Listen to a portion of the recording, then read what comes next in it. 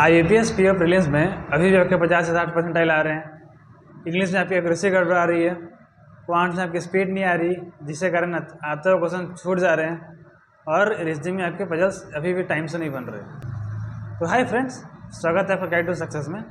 ये जो 4 बातें मैंने बताई, ये अभी मेजॉरिटी ऑफ कैंडिडेट्स के मेन इशूज़ हैं, और जाहिर सा बात है कि अगर आप इन इशूज़ को रेक्टिफाई नहीं करोगे तो कहीं ना कहीं आप IBPS PO नहीं निकल पाओगे। और मैंने IBPS PO प्रीलिम्स 2 बार दिया है, दोनों बार मैंने इसे क्रैक किया था, और दूसरी बार मैंने इसे 20 marks above general cut off clear किया था। तो मैं आपको बताऊंगा कि आपको कैसे इन 4 इशू को एड्रेस रेक्टिफाई कर सकते हो। ठीक है, इससे पहले अगर हम पहला पॉइंट स्टार्ट करें कि आपको मॉक में परसेंटाइल कैसे इंप्रूव करो, हम बात करते हैं बाकी 3 पॉइंट्स की। ठीक है, तो हम आते हैं सीधा दूसरा पॉइंट पर कि इंग्लिश में एक्यूरेसी गड़बड़ा रही है। तो देखिए, इंग्लिश को लेकर मैं एक फैक्ट बता दूं कि आपकी इंग्लिश चाहे कितना भी आप अटेम्प्ट कर लो अच्छे से, ठीक है, आपको जहाँ जितना भी लगेगा कि आपने 100% एक्यूरेसी के साथ दिया है, 2 से 3 गलत होना ही होना है। ठीक है, ये आप लिख के चलो।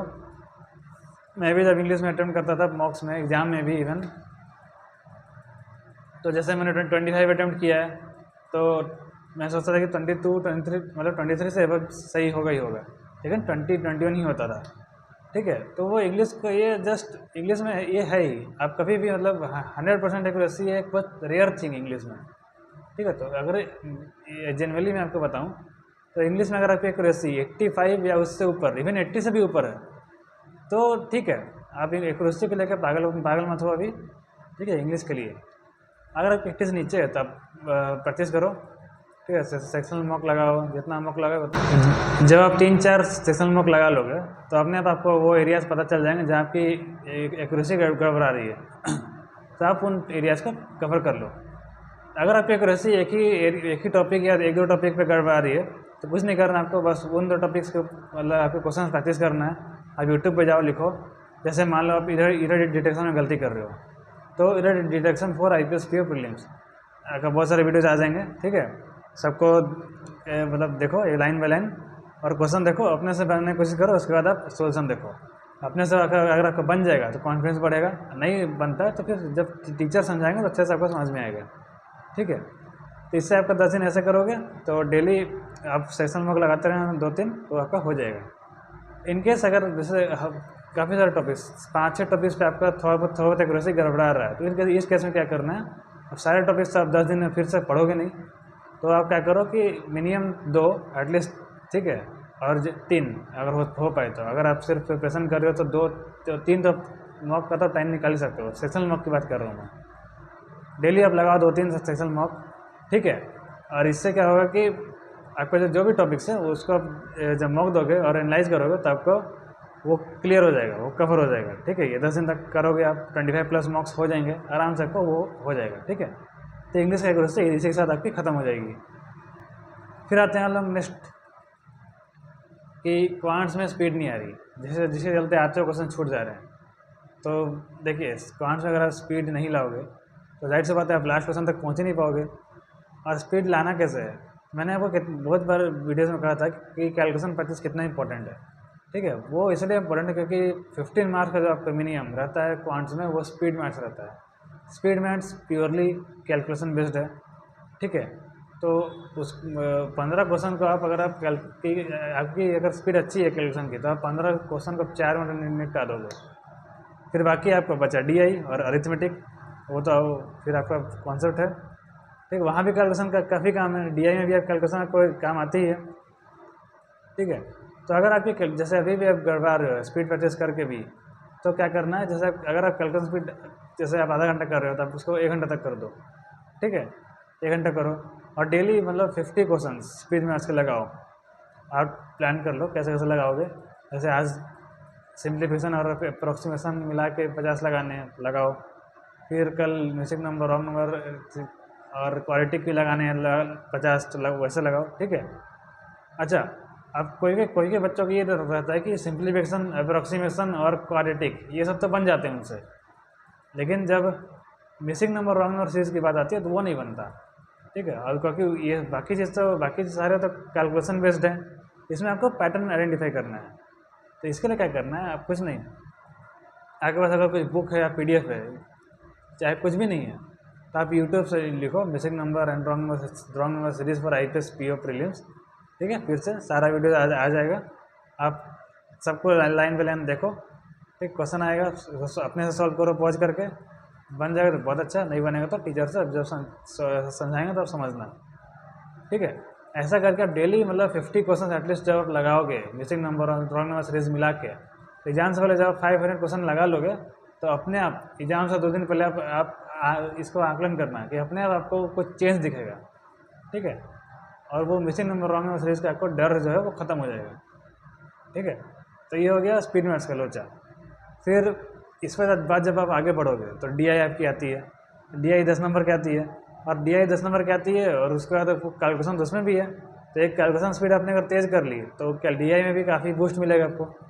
फिर उसके बाद आप जब अरिथमेटिक जाओगे तो वहाँ पे क्या करना है कि जो मेन चैप्टर्स है वो पहले कर लेना है, ठीक है। Simple interest, compound interest, profit loss, average, age, time speed distance, time and work, ठीक है, रेशियो प्रपोर्शन, ये सारे चैप्टर्स आपको पहले कर लेना क्योंकि 80% वेटेज यही सब चैप्टर्स कवर करते हैं, ठीक है। और वैसे भी आप मैथ्स में 35 तो बनाना ही नहीं है, ठीक है, ठीक है। कोई चैप्टर एक अगर आपको 1-2 चैप्टर में दिक्कत हो रहा है, नहीं बन रहा तो छोड़ दो चैप्टर को, भाड़ में गया, ठीक है। कोई किसी ने नहीं बोला कि आपको सारे के सारे क्वेश्चन बनाने हैं, ठीक है। तो ये हो गया अकाउंट्स का, ठीक है। प्रैक्टिस करो जितना हो पाए, ठीक है, प्रैक्टिस से ही सब कुछ होता है, ठीक है। और आते हैं चौथा, रीजनिंग में पजल्स में टाइम लग रहा है अभी भी।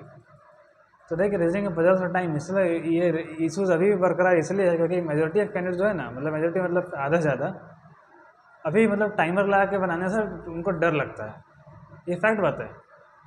और वो डर अगर आप अभी नहीं भगाओगे तो ये आपके साथ एग्ज़ाम तक जाएगा, और एग्ज़ाम में अगर आप उस डर को ले जाओगे तो फिर आपका प्रीलिम्स नहीं निकल पाएगा। IPS पे छोड़िए आप कोई प्रीलिम्स नहीं निकाल पाओगे। इसलिए आपको डर से आपको जीतना है, पहले अपने अंदर का जो डर है आपको वो उसको भगाना है। कैसे अब उसका कैसे भगाना है, तो आप जैसे अभी आप जब आपसे पजल्स अगर आपसे 5 मिनट बन रहे हैं तो आप टाइमर लगाओ 4 मिनट का, ठीक है, और बनाओ, ठीक है। डेली के 10-15 पजल्स आप बनाओ, ठीक है। उसका जब 4 मिनट बनने लगे 3 मिनट करो, फिर 2 मिनट पे आप जा सकते हो, क्योंकि एक बार आप अगर पजल से पकड़ बना लो तो PO लेवल के प्रीलिम्स लेवल के मॉक 2 मिनट में बन सकते हैं, ठीक है। लेकिन उसका आपको ज़रूरत है इमेंस प्रैक्टिस की, ठीक है। 10 से 15 क्वेश्चन डेली है, मतलब 150 क्वेश्चन इन 10 डेज आपको बनाना है, ठीक है। सारे क्वेश्चन सारा कुछ कवर करना आपको, ये box based, flat based, floor based, circular seating arrangement, linear seating arrangement, सब कुछ, ठीक है। इतना जब कर लोगे तो आप अपने आप आपको एक कुछ चेंज दिखेगा, ठीक है। और क्योंकि देखिए 15 क्वेश्चन मार्क्स से 50 आता है, स्किप तो आप कर नहीं सकते, ठीक है। इसलिए इस पर आपको पकड़ बनाना बहुत ज़रूरी है, ठीक है। और उसके अलावा बाकी जो मिसलेनियस है वो आप उसके ज़्यादा निकाल पाओगे, ठीक है। जो हो गया सिलोगिज्म, इनइक्वालिटीज़, ठीक है, ये सारे जो टॉपिक्स हैं उसके लिए आप एक्स्ट्रा टाइम निकाल पाओगे पजल्स अगर जल्दी बना रहे हो, ठीक है। 3 पॉइंट डिस्कस करने के बाद अब आते हैं पहला पॉइंट क्या था, तो परसेंटाइल कैसे बढ़ाएं मॉक टेस्ट में। अब मॉक टेस्ट में परसेंटाइल देखिए, अगर आप इन 3 चीज़ें इंग्लिश में एक्यूरेसी, क्वांट्स में स्पीड, रीजनिंग में पजल्स भी में टाइम कम लगाना है, ये सारी चीज़ें अगर आप एड्रेस कर लोगे तो मेरे ख्याल से ऑटोमेटिक पहला वाला जो इशू है वो फिनिश हो गया, वो उसका डन एंड डस्टेड, ठीक है। तीनों सेक्शन का आपने पोस्टमार्टम कर दिया।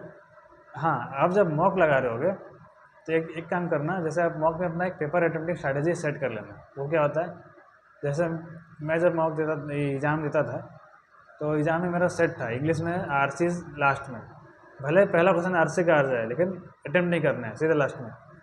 एक सेम क्वांट्स में सबसे पहले स्पीड मैथ्स में जाना है, चाहे लास्ट में भी होगा लेकिन जाना है। रीजनिंग में पजल्स को लास्ट में रखना है, भले पजल सबसे इंटरेस्टिंग पार्ट था मेरे लिए लेकिन उसमें फंसने का सबसे ज़्यादा चांस रहता है। अगर आप फंस गए और ईगो आपके आड़े आ गया फिर आपका पेपर बर्बाद हो जाएगा, ठीक है ना। इसलिए आपको लास्ट के लिए रखना है। और जो स्पीड मैथ्स है जल्दी बन जाएंगे और कॉन्फिडेंट हो आप तो जल्दी बनाओ, ज़रूर बनाओ उसको पहले, ठीक है। इससे क्या होगा, कॉन्फिडेंस बढ़ेगा, और कॉन्फिडेंस बढ़ेगा तो आपका सेल्फ बिलीव बढ़ जाएगा, और जब टफ क्वेश्चन पे जाओगे ना तो वो भी आप काफ़ी अच्छे से मतलब कर पाओगे, सॉल्व कर पाओगे, ठीक है।